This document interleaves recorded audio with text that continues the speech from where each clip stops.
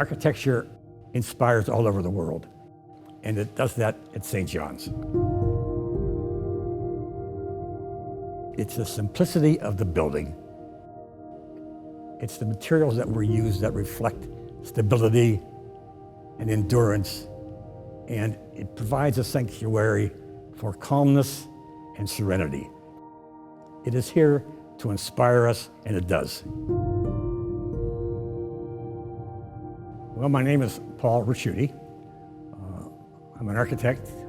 I've been in Youngstown as an architect for almost 60 years, and I've been a member of St. John's for about 57 years.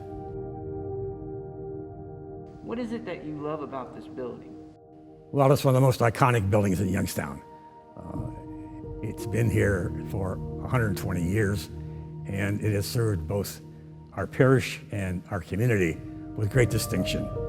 It's a part of what Youngstown is about.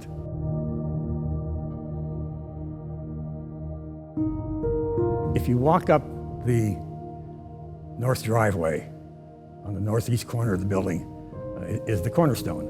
And the cornerstone is dated 1897, and it was really consecrated in 1900.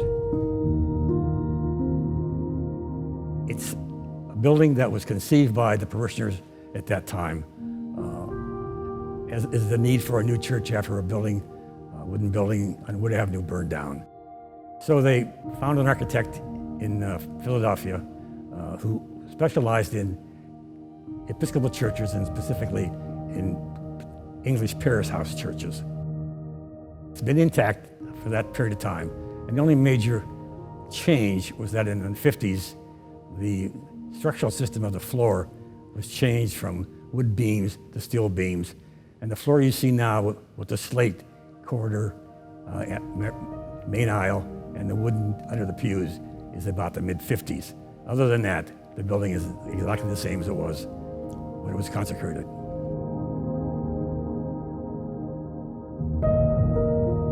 In the 60s, we started a preservation movement, and that movement continues to this day to be very, very effective.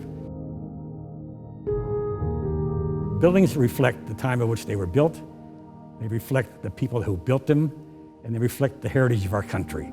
So it is very, very important that we preserve buildings in the United States and all over the world.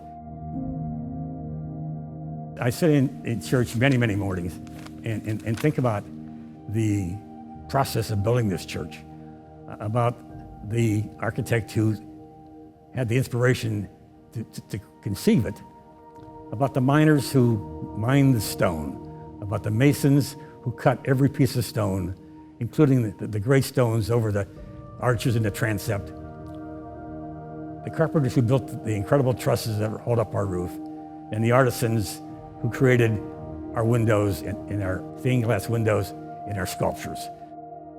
It's inspiring to think about them doing that long ago. And today, 120 some years later, we get to sit here and be inspired by what they created.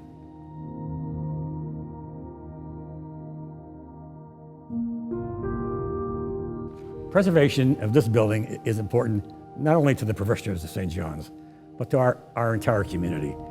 We know the building is used by the parishioners on a weekly basis, but it's also very important for our community. We have musical functions here, we have lectures, we have community meetings, so it's important that we maintain and sustain this building. So I would urge all that are either new members to create a new pledge, or members who have pledged for years, continue pledging so we can maintain the upkeep of this historic structure.